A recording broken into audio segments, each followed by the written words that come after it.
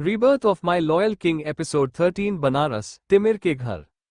ये अगला दिन था। इस वक्त सब लोग तिमिर के कमरे में बैठे थे। ओज बेड पर बैठी सिर्फ बिस्तर की सिलवटों को देख रही थी। वही तिमिर सामने दीवार से पीठ लगाए अपने दोनों हाथों को बांधे खड़ा बस जमीन को घूर रहा था। इस वक्त उस कमरे में रामा, रूही, आर्हित, सत्या, गायत्री सब मौजूद थे। कोई कुछ भी नहीं बोल रहा था। उसे कमरे में एक अजीब सी शांति थी, पर फिर भी पता नहीं क्यों किसी बात का सुकून था। और उस शांति को तोड़ते हुए आखिरकार सत्या ने गहरी सांस लेकर कहा, इसका मतलब कल अबॉर्शन करना ही पड़ेगा, और कल ही करना पड़ेगा। तिमिर ने बस शांति से वैसे ही ओके कह दिया। उसका ये शब्द सुनकर सत्या ने कहा, मुझे एक बात समझ में नहीं आती। जब डॉक्टर ने पहले ही कहा था कि ओज प्रेग्नेंट नहीं हो सकती तो तुम दोनों ध्यान नहीं रख सकते थे। ओज का इतनी जल्दी प्रेग्नेंट होना, तुम जानते हो ओज की जान भी खतरे में डाल सकता है। तिमिर ने अब सर उठाकर उन्हें देखा और बोला, मुझे लगा था ये प्रेग्नेंट नहीं हो सकती, ये चीज सिर्फ इसके ऊपर है हम दोनों के ऊपर, या ध्यान रखना जैसा कुछ है। ये मुझे कहाँ पता था, वरना मैं पहले से ध्यान रखता। उसकी बात सुनकर पता नहीं क्यों अर्हित को हंसी आ गई।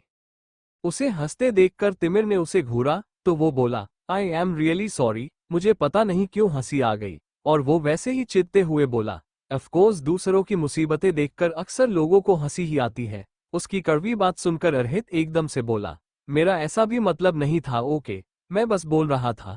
उसकी बात सुनकर सत्या ने कहा, साथ रहेंगे तो बच्चे तो ऊपर वाले ने चाहा तो और भी हो जाएंगे, फिलहाल जान प्यारी है, वैसे भी अब तो तुम दोनों को जिंदगी भर साथ ही रहना है। तिमिर ने अचानक अपने हाथ खोले और गुस्से में बोला मुझे तो ये समझ में नहीं आ रहा, इसे ये सब बताया किसने। सब एक बार फिर चुपचाप थे, कुछ भी बोलने को तैयार नहीं थे। उसे ऐसे देखकर इस बार सत्या को हंसी आ गई। उसे हंसते देख तिमिर का ध्यान उसकी तरफ आ गया तो वो बोली, हमें एक बात समझ में नहीं आ रही कि तुम गुस्से में हो या फिर अपनी अंदर की खुशी छुपाने की कोशिश कर रहे हो कि किसने बताया। तिमिर ने सर्द लहजे में कहा, कल मैं अपने ससुर को मारकर आया हूँ। कल मेरा बच्चा करने वाला है और मैं यहाँ मजाक करूंगा। उसकी बात सुन वो कुछ भी नहीं बोल पाए। तो तिमिर ने कहा, अब भी मेरा बदला पूरा नहीं हुआ है, मुझे अब भी कुछ लोगों को खत्म करना है, उन्हें मौत के घाट उतारना है, और मैं ये बात तुम सबके सामने कह रहा हूँ। अगर तुम लोगों को अब भी लगता है कि ये मेरे साथ रह सकती है तो ये तुम सबकी गलतफहमी है। उसकी बात सुनकर गायत्री ने कहा, पर तुम कुछ गलत नहीं कर रहे हो बच्चे, उन लोगों ने तुम्हारे साथ गलत किया था। और राम को देखो, उसे सच्चाई पता चलने के बाद जरा भी अफसोस नहीं है कि तुमने आशुतोष को मारा। वो आलोक से बहुत प्यार करती है आज भी, और आशुतोष के साथ खुश रहती थी क्योंकि वो आलोक का भाई था। उसे इतने साल सच्चाई पता नहीं थी, और ऐसे ही ओस को भी इतने टाइम तक तुम्हारी सच्चाई पता नहीं थी। अब उसे पता है तो वो क्यों तुम्हें छोड़कर जाएगी। तिमिर ने उनकी तरफ देखा और जरा खुद को शांत करते हुए बोला, आप नहीं समझ रही हैं, मैं खूनी हूँ, आगे भी मुझे मर्डर्स करने हैं, और मैं करूंगा भी। पुलिस मुझे ढूंढ रही है क्योंकि मैंने बहुत सारे मर्डर्स करके ऐसे ही छोड़ रखे हैं। बहुत जल्दी उन्हें ये पता चल जाएगा कि उन मर्डर्स करने वाला कौन था। वो मुझे अपने साथ ले जाएंगे और मैं खुशी खुशी जाने को तैयार हो जाऊंगा अगर मेरा बदला पूरा हो गया तो। फिर ये क्या करें वो सही लॉजिक दे रहा था, उसके बात बिल्कुल सही थी। और इस बार ओज ने से उठाकर कहा, जब मर्डर किए हैं तो सबूत भी मिटा दो। उसके बाद सुनकर सब उसे हैरानी से देखने लगे। किसी ने नहीं सोचा था वो ऐसा आइडिया देखी। उसने तिमिर के तरफ देखा और बोली, अपनी माँ के लिए इतने मर्डर किया तो बीवी के लिए उन मर्डर्स के सबूत मिटा दो। ये पहले मौका था, पहली बार ऐसा हुआ था कि ओज ने उसे लाजवाब कर दिया था। उसके पास देने के लिए कोई जवाब नहीं था। वो चुपचाप ओज को देखने लगा तो सत्या हंसकर बोली, तुम्हारी बीवी तुमसे भी 2 कदम आगे है। उन सब की बातें अगर कोई दूसरा इंसान सुनाता तो सदमे में चला जाता, डर जाता कि उनके घर का बेटा कल किसी का मर्डर करके आया है। वो मर्डर उसकी बीवी के बाप का हुआ है, पर उसकी सास, उसकी बीवी, उसके घर वाले खुश है। ये मंजर काफी अजीब था, फिर भी खुशनुमा लग रहा था। रूही इस वक्त बेड पर लेटे हुए थी, वो सो रही थी। ओज खच पास ही थी, और तिमिर ने सबको घूरते हुए समझे में ही कहा, दिमाग खराब हो गया तुम सबका, समझ में नहीं आ रहा है तुम सबको कि तुम लोग बोल क्या रहे हो। इतना बोलकर वहां से जाने को हुआ कि ओज ने कहिए, इनर के साथ क्या रिश्ता है तुम्हारा। ये सवाल तिमिर को तार्किक लगा था। उसने गहरी सांस ली और इनर मेरी बहन है, मेरे चाचा की बेटी। वो चाचा जिसे जसवंत धनराज गिल की सच्चाई बहुत पहले ही पता चल चुकी थी, इसलिए वो कभी ना तो खुद उनके करीब आया ना अपने परिवार को आने दिया। जिन लोगों के घर तुम रह रही थी वो मेरे चाचा जी के ससुराल वाले हैं, इनर के ननिहाल वाले हैं। उन सब लोगों को पहले से पता है कि जसवंत धनराज गिल कैसा इंसान है, मेरी जिंदगी कैसी रही है, मैंने बचपन में क्या देखा है, उन्हें सब कुछ अच्छे से पता है। वो इसलिए चाहते थे कि मेरी जिंदगी में कोई लड़की आ जाए और शायद मैं बदल जाऊं। जब तुम उनकी लाइफ में आए तो उन्हें लगा कि एक उम्मीद की किरण आई और उन्होंने तुम्हारा रिश्ता मेरे लिए भेज दिया। वो इतना बोला ही था कि ओज ने कहा, और तुमने तुरंत हाँ कह दिया क्योंकि रिश्ता मेरा था। वो कुछ बोल नहीं पाया तो सत्या ने उसके कंधे पर हाथ रखकर कहा, तिमिर, जब एक लड़की तुम्हारी पूरी सच्चाई जानकर तुम्हारे साथ रहना चाहती है, तुम्हें एक्सेप्ट करना चाहती है, तो प्रॉब्लम क्या है? तिमिर ने उनकी तरफ देखा और फिर बोला, प्रॉब्लम तो यही है ना कि वो मेरी सच्चाई जानती है। वो अब भी उसे हैरानी से देख रहे थे, पर ओज जानती थी कि तिमिर क्या कहना चाहता है। और तिमिर उसकी तरफ देखकर बोला, मोहब्बत बिना कोई सच्चाई देखे, बिना इंसान देखे हो जाती है, मोहब्बत करी नहीं जाती। मेरी सच्चाई जानकर मुझसे मोहब्बत करना ये कोई लॉजिक नहीं है। अगर तुम्हें मुझसे मोहब्बत होनी ही होती तो उस इतने टाइम में हो जाती जब तुम गलत समझ रही थी। और इनफैक्ट मैं हूं भी नहीं, अच्छा या सही, मैं गलत ही हूं। मोहब्बत होती तो गलत इंसान से भी हो जाती, पर तुमने अच्छा देखकर की है तो ये मोहब्बत नहीं है। अब कोई क्या ही बोलता। वो लोग हर मैटर में बोलने को तैयार थे, उसकी प्रेगनेंसी को लेकर, उनके डिवोर्स को लेकर, तिमिर ने जो मर्डर किए हैं उससे लेकर भी, या शायद ओस तिमिर को जिस नजर से देखती है उसे नजरिए के लिए भी। पर बात यहाँ मोहब्बत की थी और हस्बैंड वाइफ के बीच की थी। वो कोई भी कुछ भी बोल नहीं पाए और चुप रहना ही उन्हें सही भी लगा। तिमिर ने अपने कदम बाहर की ओर बढ़ा दिए और बोला, मुझे नहीं लगता ये रिश्ता टिकेगा। वो जाने को हुआ कि ओस की आवाज उसके कानों में पड़ी, मुझे कुछ कन्फेस करना है। तिमिर के कदम रुक गए। वो वापस पलटा तो ओज उसके सामने आकर खड़ी हो गई। तिमिर उसकी तरफ नहीं देख रहा था, वो इधर उधर देख रहा था। शायद वो ओज से नजरें नहीं मिलना चाहता था और ओज ने वैसे ही अपना सिर उठाकर उसके चेहरे को देखते हुए कहा, 1 साल पहले जब मैं अपनी शादी के लिए आपकी क्लासेस को बीच में छोड़कर बनारस आ रही थी, तो मैंने आपसे एक बात कही थी। तिमिर ने अब जाकर नजर नीचे करके उसके चेहरे को देखा तो वो वैसे ही बोली, मैंने क्या कहा था आपसे? तिमिर की याददाश्त बहुत तेज थी, उसे हर लफ्ज याद था। हाँ, उसको तो अच्छे से याद था ही। वो बोला, तुमने कहा था मैंने अपना लॉकर कभी नहीं खोला, इसे मैं आपके हवाले कर रही हूँ और बस चाबी दी थी। रोज ने हाँ में सिर हिलाया और बोली, आपने कभी वो लॉकर खोला था? वो कंफ्यूज था, भला ये लॉकर की बात यहाँ आई कहाँ से? और रोज वैसे ही बोलने लगी, जब बनारस से उदयपुर क्लासेस के लिए आई थी तो किसी को नहीं जानती थी। बहुत सारे दोस्त बन सकते थे क्योंकि मैं खुश मिजाज थी, पर मैंने किसी को दोस्त नहीं बनाया क्योंकि मैं उन सबके साथ अनकंफर्टेबल फील करती थी। मेरी बस एक दोस्त थी रीवा, उसके बाद मेरी दोस्ती आपसे हुई। आप मेरे साथ हर कदम पर खड़े थे, हर चीज में, मेरी प्रॉब्लम्स में, मेरी मिस्टेक में, मेरी अचीवमेंट में, हर जगह मेरे साथ थे। मैं आपकी बहुत इज्जत करती थी। मैंने आपको कभी किसी चीज के लिए ये नहीं कहा कि आप गलत है, हमेशा आपका साथ दिया और वहां मैंने उस लॉकर को कभी यूज भी नहीं किया। फिर मैं आपको उसकी चाबी क्यों देकर आऊंगी?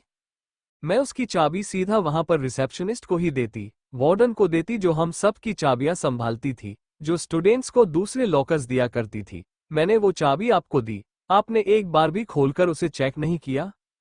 तिमिर कुछ भी नहीं बोल पाया, तो ओज ने उसे बात को झटका और गहरी सांस लेकर बोली, जब आपने मुझसे शादी की तो मैंने आपसे कहा था कि आपने खुद को भी फंसा लिया है, पर मैंने ये नहीं कहा कि मुझे शादी में नहीं रहना। मैं बस यही कहा था कि आपको शादी से निकल जाना चाहिए। मेरी वजह से आपको दिक्कत हुई, तब भी आप मेरे लिए सही थे। पर मुझे गुस्सा तब आया जब मैंने वो कॉन्ट्रैक्ट पेपर्स पढ़े थे, जब मुझे आपके धोखे के बारे में पता चला था। मैं तो ऐसे ही आपके सिर रह लेती, बच्चा भी दे देती, पर आपको धोखा देना सही लगा। नफरत हो गई थी आपसे और फिर मैंने कभी ना उसे लॉकर का जिक्र किया ना किसी और चीज का जिक्र किया। वो खामोश हो गई और कहीं ना कहीं तिमिर को ये चीज समझ में आ गई थी कि वो क्या कहना चाहती थी। इस बार ओज ने उसकी आंखों में देखते हुए कहा, मोहब्बत पहले भी थी, पर आपके धोखे ने उस मोहब्बत को दबा दिया, कहीं दिल के एक कोने में दफन हो गई थी मेरी मोहब्बत। पर ये मोहब्बत है, बड़ी मासूम होती है, अपनी मोहब्बत को कभी तकलीफ में नहीं देख सकती, उसे तकलीफ हो तो खुद को भी तकलीफ होने लगती है। वो रुकी और फिर गहरी सांस लेकर बोली, नफरत से मोहब्बत का सफर तो बस अधूरा है। मेरा सफर तो अनजान से मोहब्बत, मोहब्बत से नफरत और फिर नफरत से मोहब्बत तक आया है। और वहां भी वो इंसान जो मुझे पता नहीं कब से प्यार करता है, वो अब मेरी मोहब्बत को एक्सेप्ट नहीं करना चाहता। तिमिर कुछ भी नहीं बोल पाया। उसने कभी ये एक्सेप्ट नहीं किया था कि वो ओज से प्यार करता है, पता नहीं वो करता भी था या नहीं। वो चुपचाप उसे देखता रहा और ओज ने कहा, मैं सब कुछ संभाल लूंगी, बस मुझे संभाल लो, नहीं चाहिए मुझे मोहब्बत, मत करो। अगर नहीं हो रहा मुझसे प्यार तो मत करो, बस बीवी बनाकर रख लो, मैं रह लूंगी, बस अपने साथ रख लो, मुझे नहीं चाहिए और कुछ भी। तिमिर को लगा जैसे वो गिड़गिड़ा रही है, ऐसा लग रहा था जैसे वो 2 मिनट और यहाँ पर रुका तो उसका दाम घटने लगेगा। वो तुरंत वहां से निकल गया और सबसे देखते रह गए। उन्हें तो पता ही नहीं था कि क्लासेस के टाइम पर तिमिर और ओज का रिश्ता कैसा रहा था। उन्हें तो बस इतना पता था कि ओज और तिमिर हस्बैंड वाइफ है। शादी से पहले उनका रिश्ता क्या था, कैसा था, वो कैसे मिले, कहाँ मिले, मोहब्बत थी या नहीं थी, प्यार था या नहीं था, नफरत थी या नहीं थी, उन्हें कुछ भी नहीं पता था। पर अब उन्हें एक सच्चाई पता चल रही थी। बनारस, ये अगला दिन था। ओज को उसकी माँ उबे अपने घर ले आई थी कल ही और आज उसका अबॉर्शन होना था। उसे फिलहाल अस्पताल ले जाया गया था और उसके आसपास रमा की सत्य और गायत्री तीनों थे, पर उसकी नजरें कहीं ना कहीं तिमिर को ढूंढ रही थी। वो अबॉर्शन नहीं करना चाहती थी, पर जो डॉक्टर ने कहा था उसकी बात सुनकर कोई भी उसे बच्चे को पैदा नहीं करने देता। वो अच्छे से जानती थी ये बच्चा उसकी जान को खतरा था। डॉक्टर ने साफ कहा था कि थोड़ा सा टाइम बीता तो ये बच्चा माँ की कोख में ही मर जाएगा। ये हरा पड़ने लगेगा और इसका जहर माँ के शरीर में फैलने लगेगा, क्योंकि ओस का यूट्रस इतना मजबूत नहीं है कि वो एक बच्चे को अंदर संभाल पाए। अगर अभी अबॉर्शन नहीं कराया तो ना वो बच्चा बाहर आ पाएगा ना जन्म ले पाएगा, इसलिए अबॉर्शन कराना जरूरी था। वो लोग अच्छे से जानते थे कि ये प्रेगनेंसी 9 महीने पूरे नहीं करने वाली थी। उन्हें बस ओस की फिक्र थी और वो चाहते थे कि जल्द से जल्द प्रमोशन हो जाए। इसलिए जैसे ही तिमिर को ये बात पता चली कि पोच प्रेग्नेंट है, उसने फैसला कर लिया कि अबॉर्शन होगा। वो भले ही उसके साथ रहना चाहता हो या ना रहना चाहता हो, भले ही ओस से प्यार करता हो या ना करता हो, पर उसने साफ कहा था कि वो नहीं चाहता कि उसकी वजह से ओस को कुछ हो जाए। और ये बच्चा तिमिर का था, तो ये पूरी जिम्मेदारी उसने अपने सर पर ली थी। कुछ ही देर में डॉक्टर उसको अंदर ले जा चुकी थी। गायत्री और सत्य दोनों बाहर इंतजार कर रही थी। तिमिर यहाँ पर मौजूद नहीं था। कुछ घंटे बाद ओस को नॉर्मल वार्ड में शिफ्ट कर दिया गया था। जब उसकी आंख खुली तो उसके हाथ में ड्रिप लगी हुई थी और उसे ब्लड चढ़ाया जा रहा था। उसने इधर उधर देखा तो फिलहाल सिर्फ सत्य ही उसके पास थी। उसने इधर उधर देखते हुए कहा, तिमिर कहाँ है? सत्य ने नामे सिर हिला दिया और बोली, कल आएगा, कल से बाहर गया हुआ है वो। ओस चुप हो गई। वो चाहती थी कि इस मोमेंट पर उसके पास तिमिर रहे, पर वो नहीं आया। उसने उस ब्लड बोतल को देखते हुए कहा, मुझे ब्लड क्यों चढ़ाया जा रहा है? सत्य ने वैसे ही उसके सिर पर हाथ फेरते हुए कहा, कमजोरी आ गई है बहुत ज्यादा, इसलिए तुम फिक्र मत करो, सब ठीक है। ओज ने धीरे से अपने पेट पर हाथ रखा।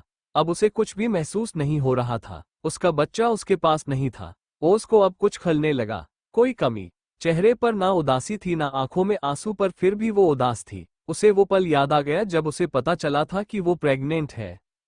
वो कितनी खुश हुई थी। वो तिमिर को कॉल करके बताना चाहती थी कि जो डॉक्टर ने उसे कहा है वो गलत है, वो प्रेग्नेंट हो सकती है, वो प्रेग्नेंट है। पर उसने नहीं बताया कि तिमिर ने उसे इंतजार करने को कहा था। पर तिमिर के आते ही उसका बच्चा भी उससे वापस छिन चुका था। वो ऐसे ही सीलिंग को घूरने लगी तो सत्य ने कहा, तारानकन फिक्र मत करो, वो सब ठीक हो जाएगा।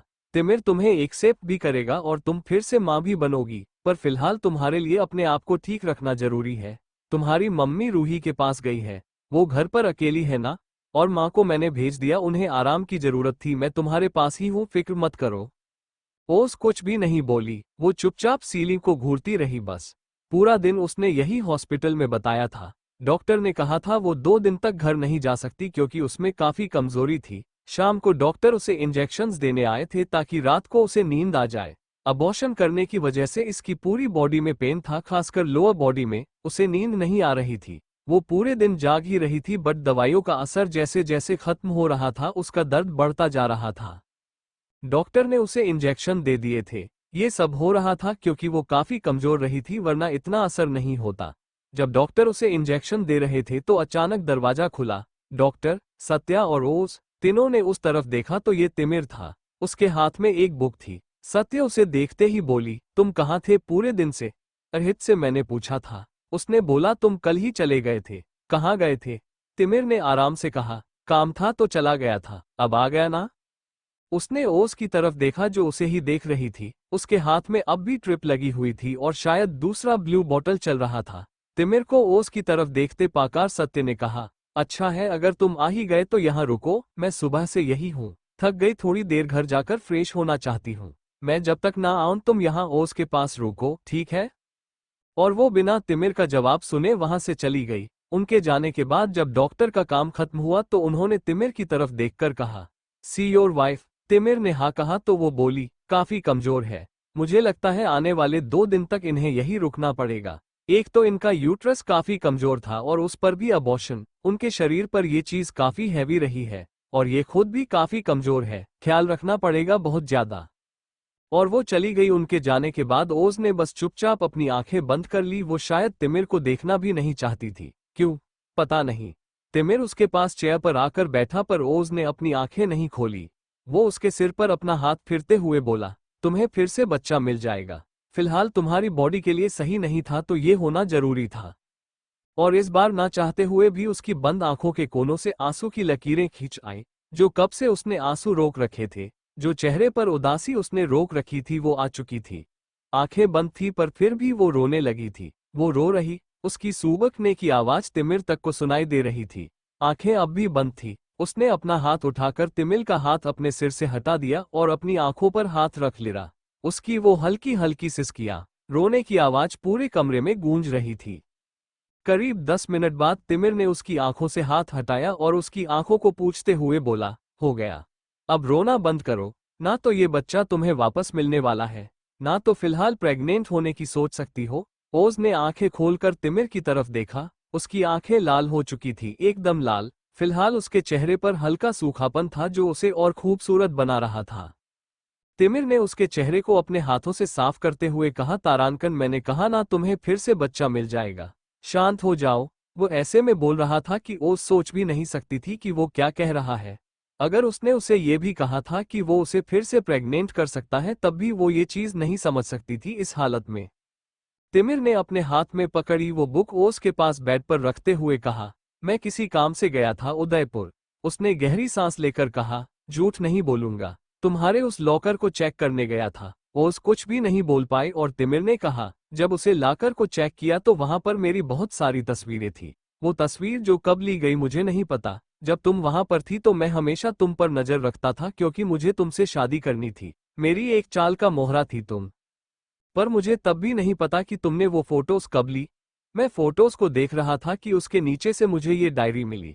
उसने वो बुक यानी वो डायरी ओज को दिखाई और बोला, इसमें तुमने बहुत सी बातें लिखी है पर हर बात का जिक्र शुरू भी तिमिर धनराजगिल से हुआ है और खत्म भी उस पर हुआ। आखिर में तुमने लिखा है कि तुम्हारी मोहब्बत तुम्हें नहीं मिली पर तुम्हारी मोहब्बत की यादें उस इंसान तक पहुंच जाएगी जिससे तुम प्यार करती हो तो तुम्हें लगेगा कि तुम्हारा प्यार पूरा हो गया। और ये मुझे अब 1 साल बाद मिली है, तो क्या तुम्हारा प्यार आज पूरा हो गया? उसने जैसे ही ये सवाल किया, ओज ने हैरानी से उसकी तरफ चेहरा कर देखा। तिमिर के चेहरे पर स्माइल थी जो ओज ने इस वक्त तो नहीं सोची थी। वो इंसान जो उसके सामने ऐसे कभी नहीं मुस्कुराया था, आज वो उसे देखकर बड़े प्यार से मुस्कुरा रहा था। उसकी आंखों में आज पहली बार शायद ओज ने अपने लिए प्यार देखा होगा। वो अब भी हैरान थी, पलकें नहीं झपक रही थी उसकी और आंखें बस तिमिर के चेहरे पर टिकी हुई थी। उसने एक बार फिर से हाथ उठाकर उसके चेहरे को पूछा और बोला, मुझे नहीं पता मैं तुमसे प्यार करता हूँ या नहीं करता, पर मैं तुम्हारे प्यार की कदर करता हूँ। मैंने तुमसे पहले भी कहा था और आज फिर कहता हूँ, तुम्हें मुझसे मोहब्बत है तो मैं एक्सेप्ट करूंगा। मैं अपना नहीं कह सकता कि मुझे तुमसे मोहब्बत है या नहीं, पर तुम्हें है तो मैं एक्सेप्ट करने को तैयार हूँ। और इसका साफ मतलब था कि वो ओज की मोहब्बत को कबूल कर रहा था। ओज ये बात कुछ चीज अजीब लग रही थी। उसका ये कहना कि वो उससे प्यार नहीं करता, उसके दिल में कहीं ना कहीं खटक रहा था। वो कुछ पलों तक चुपचाप रही और फिर सीलिंग को घूरते हुए शांति से कहने लगी, मेरी मोहब्बत किसी की मेहरबानी की मोहताज नहीं है तिमिर। वो चुपचाप उसे सुन रहा था। चेहरे पर अब भी स्माइल थी और ओज वैसे ही बोली, जिस दिन तुम्हें मुझसे प्यार हो जाए तुम मुझे लेने आ जाना। मैं तुम्हारे साथ तुम्हारे घर तुम्हारी बीवी बनाकर चलने के लिए तैयार हूँ, पर सिर्फ इसलिए क्योंकि मैं तुमसे प्यार करती हूँ तुम मुझे मत ले जाओ।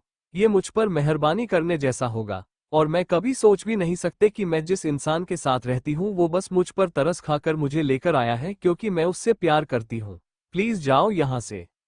जब तुम्हें मुझसे प्यार हो जाए तो मुझे लेने आना, मैं आऊंगी तुम्हारे साथ। तिमी के चेहरे पर अब भी वही स्माइल थी, जैसे सब कुछ समझ चुका हो, जैसे सब कुछ उसके हिसाब से हो रहा हो, जैसे उसे सब कुछ पहले से पता हो। उसने एक बार फिर ओज के सिर पर हाथ फेरा, बोला, ठीक है, बट हस्बैंड तो तुम्हारा हूं, ख्याल तो तुम्हारा रख सकता हूं ना, फिलहाल कोई नहीं है तुम्हारे पास? ओज ने हैरानी से देखा, उसे समझ में नहीं आ रहा था कि उसने डायरी में ऐसा भी क्या लिख दिया जो तिमिर के पूरे तेवर ही बदल गए। अगर वो उससे प्यार नहीं करता और उसे लग रहा है कि एक लड़की उसके पीछे इतनी पागल है तो ये चीज भी ठीक है, बट उसके सामने ऐसे बिहेव करना। और ओज भी बिलाखार बोल ही गई, ऐसे बर्ताव मत करो, मुझे नहीं अच्छा लग रहा तुम्हारे ये बर्ताव, अजीब लग रहा है। इस बार वो बहुत हल्का सा हंस दिया और बोला, अब हैंडल तो करना पड़ेगा। तुम ही चाहती थी कि ये हो, तो करो हैंडल। ओस का मुंह खुला का खुला रह गया। उसने तुरंत अपना चेहरा दूसरी तरफ कर लिया। सच में वो ये हैंडल नहीं कर सकती थी। उसने तिमिर को जैसे देखा था, उसका चिढ़ना, गुस्सा करना, बात बात पर चिल्लाना या फिर तीखे जवाब देना, वो यही इमेजिन कर सकती थी। तिमिर का ऐसे मुस्कुरा कर उसकी बातों में हाँ मिलना या उससे इतने प्यार से बात करना उसे हजम नहीं हो रहा था। जब वो प्यार नहीं करता तो ये सब क्यों कर रहा था? बनारस अस्पताल में ओथ बस सोने की कोशिश करी थी। वो कभी इधर की करवट लेती तो कभी उधर की। शरीर में दर्द हो रहा था पर फिर भी वो कर रही थी। बस सोना चाहती थी पर नींद नहीं आ रही थी, क्योंकि तिमिर स्माइल करते हुए कब से एक ही जगह पर बैठा चुपचाप उसे देखे जा रहा था। वो और कुछ भी नहीं कर रहा था। 2 बार उसका फोन भी बजा बट उसने कट कर दिया और चुपचाप बैठा ओस को देख रहा था। ओस को ये चीज हजम नहीं हो रही थी, उसे बहुत चीड़ हो रही थी। तिमिर के उसके सामने ऐसे ही लेटी वेट कर रही थी सत्या के आने का, पर सीधी सी बात थी, आज रात में कोई यहाँ पर कोई नहीं था तो तिमली को ही दुकान था और ओस कोई सारी चीज बर्दाश्त नहीं हो रही थी। रात को खाने के वक्त एक नज ओस का खाना ले आई। उसे खाना लेकर आते देख तिमिर ने कहा, यू कैन लीव, मैं खिला दूंगा। उस नज ने हाँ कहा और चली गई। उसके जाते ही वो उठकर आया और वो प्लेट अपनी गोद में रख ली और अपने हाथों से खाना खिलाने के लिए निवाला उसकी तरफ बढ़ाया। ओस ने उसे देखा, फिर उसके हाथ को। ये कभी नहीं हुआ था, अगर हुआ भी था तो ओस की इसके साथ बहुत बुरी यादें थी। उसे याद था पहली बार तिमिर का उसे अपने हाथों से जबरदस्ती खाना खिलाना, फिर वो मिर्ची वाला खाना, फिर वो मिर्ची वाला पानी, उसे सब कुछ याद आ रहा था। उसने वो निवाला लिया अपने हाथ में और खाने लगी। तिमिर ने उसे ऐसे देखा तो दूसरे हाथ से उसका हाथ नीचे करते हुए कहा, अपने हाथ से खिलाने का मतलब है तुम्हारे हाथ खराब ना हो तो चुपचाप खा लो। ओए कुछ भी नहीं बोल पाए, वो चुपचाप उसके हाथों से खाना खाने लगी। उसने ओस को अपने हाथों से पानी पिलाया, फिर उसकी मेडिसिन देने के बाद बोला, अब तुम सो जाओ। वो उसे सिर को थपथपाने लगा। ओस को बहुत इरिटेशन हो रही थी और आखिरकार उससे नहीं रहा गया। वो बोली, करो प्लीज, चले जाओ यहाँ से, मुझे अकेला छोड़ दो, मुझे सुकून चाहिए जो तुम्हारे साथ नहीं आ रहा मुझे। तिमिर ने सिर एक तरफ झुकाया और बोला, तारानकन क्यों प्यार करती हो ना तुम मुझसे, तो मेरे साथ सुकून क्यों नहीं आ रहा? और ने उसे देखा और बोली, ये हरकतों की वजह से, ये खाना खिलाना, थपथापना, पानी पिलाना, मुझे बार बार घूरते रहना, ये स्माइल, मुझे नहीं पता, तुम पुराने तिमिर बन जाओ, वो जो मुझ पर गुस्सा करता है, मुझे ताने देता है, जो मेरी तरफ आंख उठाकर भी नहीं दिखाता था, और देखता है तो उसकी आंखों में एक ताना होता है, ऐसे प्यार से नहीं देखता, प्लीज वो बन जाओ। तिमिल को उसकी बात सुनकर हंसी आ गई, पर अगले ही पल उसने अपनी हंसी रोक ली और चेहरा सर्द भी हो गया। उसके ऐसे बदलते एक्सप्रेशंस देखकर वो उसकी बोलती बंद हो गई और तिमिल ने कहा, जैसी तुम्हारी मर्जी। वो उठकर सामने सोफा पर जाकर बैठ गया और अपना फोन निकला। वो अपने फोन में कुछ करने लगा। ओज ने अब जाकर राहत की सांस ली। उसे एहसास हो गया था कि तिमिर अब शायद उसकी तरह ध्यान ना दे। वो ऐसे ही सीलिंग को घूरने लगी, और अब जब वो चैन की सांस में थी तो उसे नींद भी आ गई। कुछ देर में वो गहरी नींद में थी। तिमिर ने फोन से नजर हटाकर उसकी तरफ देखा और बोला, मैं तो अच्छा इंसान बनने की कोशिश कर रहा था, अब तुम्हें मैं साइको पसंद हूं तो मैं क्या करूं? उसने वापस अपने फोन में देखा। वो तो खब से ओस की फोटो को देख रहा था। उसने अपना फोन बंद किया और जाकर उसके पास बैठ गया। उसे याद आ रहा था जब वो उदयपुर गया था क्या हुआ था। फ्लैशबैक, तिमिर ने रातों रात उदयपुर की फ्लाइट ली थी और देर रात को वो उदयपुर पहुंच भी चुका था। उसके दिमाग में बस वो लॉकर चल रहा था। जो कुछ भी ओज ने कहा था, उसके बाद उसे बस जानना था कि उस लॉकर में था क्या। उसने उसे वो लॉकर खोलने को क्यों कहा था, वो उसने वो चाबी क्यों दी थी। कहीं ना कहीं उसे शायद पता था कि उसमें क्या था, फिर भी वो अपनी आंखों से इस चीज को देखना चाहता था। उसकी मुट्ठी में इस वक्त वॉकर चाबी थी। वो चाबी जिसे वो ज्यादातर अपने लॉकेट की तरह पहना करता था। ओज ने कभी ध्यान नहीं दिया पर ये लॉकर की चाबी थी, उसी के लॉकर की चाबी जो तिमिर ज्यादातर अपने गले में रखता था। क्यों, पता नहीं। देर रात को भी वो उदयपुर में उतरा तो सीधा एयरपोर्ट से आर्ट गैलरी गया था, ना तो अपने घर गया ना किसी और जगह। इस वक्त आर्ट गैलरी में सिर्फ अंधेरा था, कुछ लाइट जल रही थी और वो भी इसलिए थी ताकि कोई भी यहाँ आए तो समझ पाए कि आर्ट गैलरी बंद है। तिमिर ने जाकर वॉचमैन से कहकर आर्ट गैलरी खुलवाई और सीधा लोकल एरिया में चला गया जहाँ काफी सारे स्टूडेंट के लॉकर्स थे। फिलहाल तो उसने अपनी क्लासेस बंद करवा दी थी क्योंकि वो बिजनेस में उलझा, फिर अपने बदले में और फिर ओस के पीछे उसने छोड़ ही दिया था। पर आज वो फिर से उन लॉकर्स के सामने आया था। सारे लॉकर्स बंद पड़े थे, शायद किसी में भी कोई भी सामान ना हो। तिमिर जाकर उस लॉकर के पास खड़ा हो गया जिसमें ओस का सामान था। उसने उस लॉकर को खोला और जैसे ही अंदर नजर गई उसने गहरी सांस ली और बस एक पल के लिए जैसे धड़कन ही रुक ही गई। उसने देखा एक लिफाफा था और लिफाफे के नीचे डायरी। उसने वो लिफाफा उठाया और खोलकर देखने लगा। उसमें सिर्फ उसकी तस्वीर थी, सिर्फ और सिर्फ उसकी तस्वीर, और हर फोटो के पीछे एक मैसेज लिखा था। वो मेमोरीज थी। ओज ने कई जगहों पर तिमिर की तारीफ कर रखी थी तो कई फोटोज के पीछे उसने बुराई करते हुए भी बातें लिखी थी। कुछ चीज जैसे कुछ तस्वीरें जिनमें वो हंस रहा था और उनके पीछे उसने लिखा था, कमाल है, मैं कब से आवाज लगाए जा रही हूँ, उन्हें फर्क नहीं पड़ता और दूसरी लड़की की तरह साथ देखो कैसे खी खी करके हंस जा रहे हैं।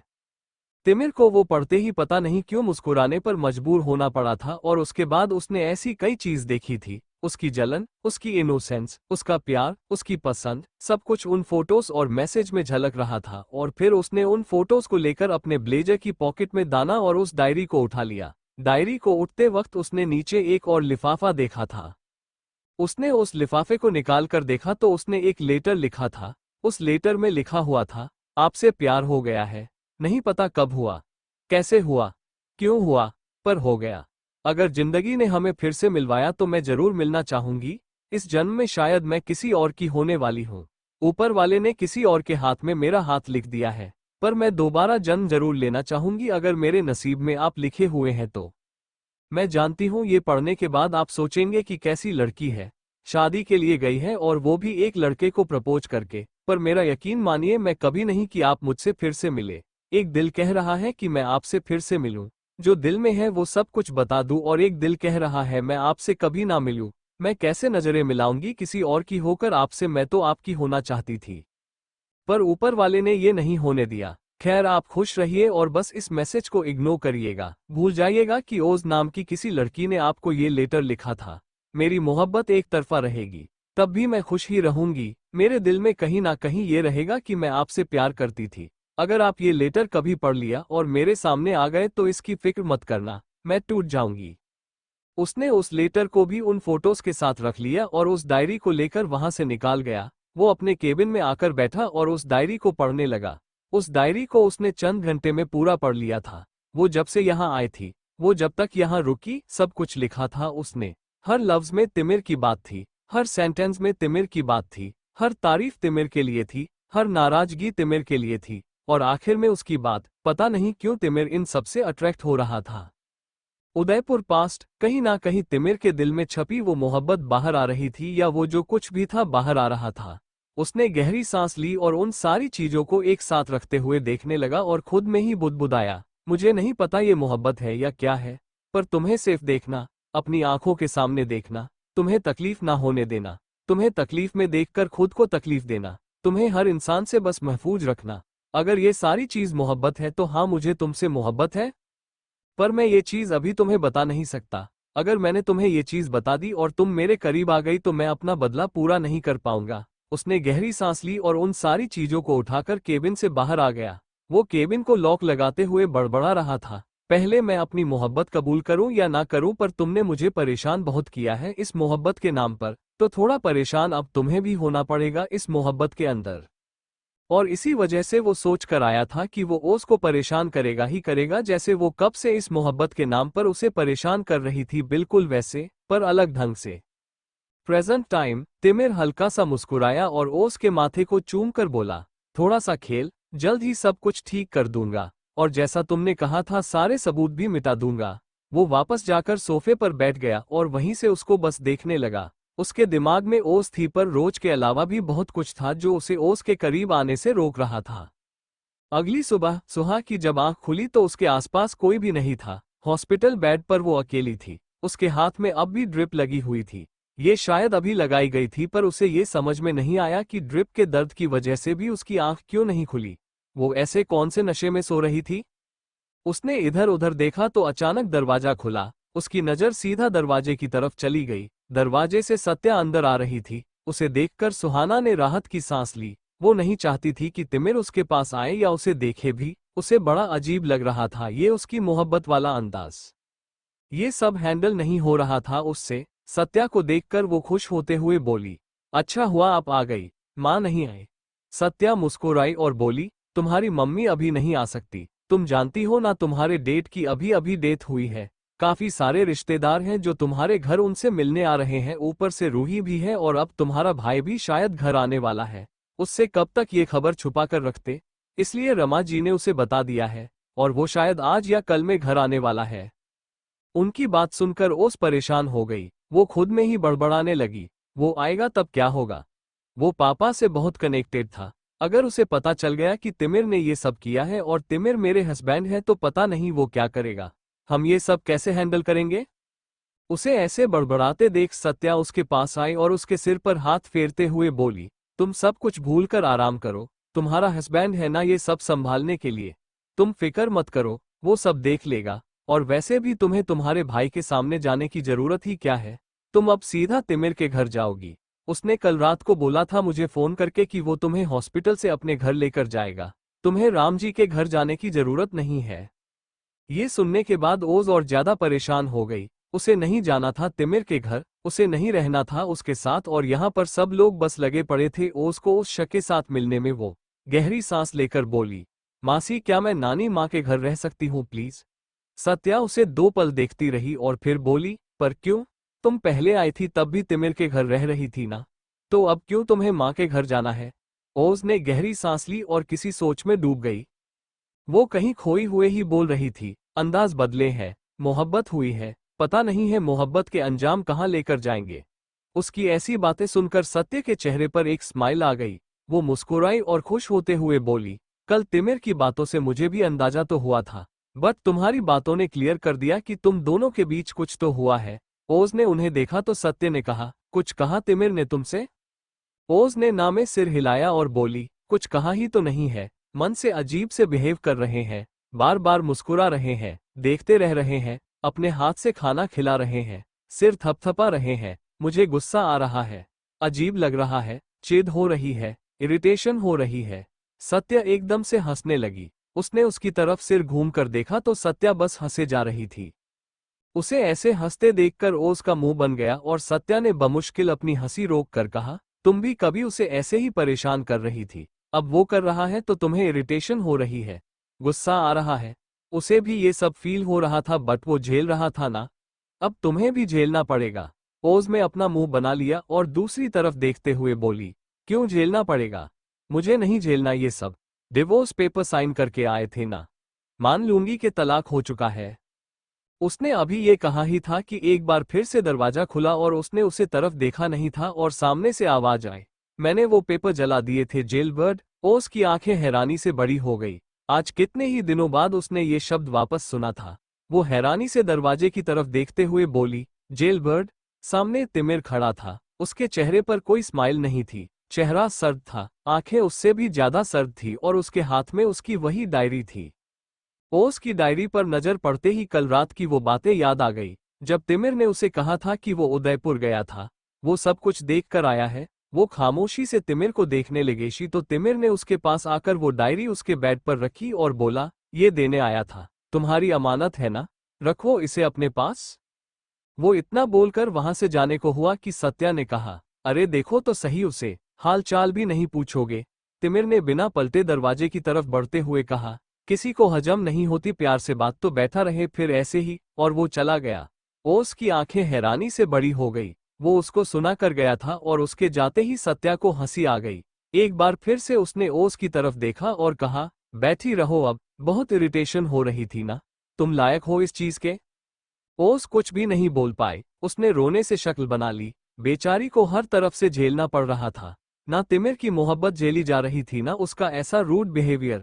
वो मन ही मन सोच रही थी कि करें तो क्या करें, जाए तो कहाँ जाए।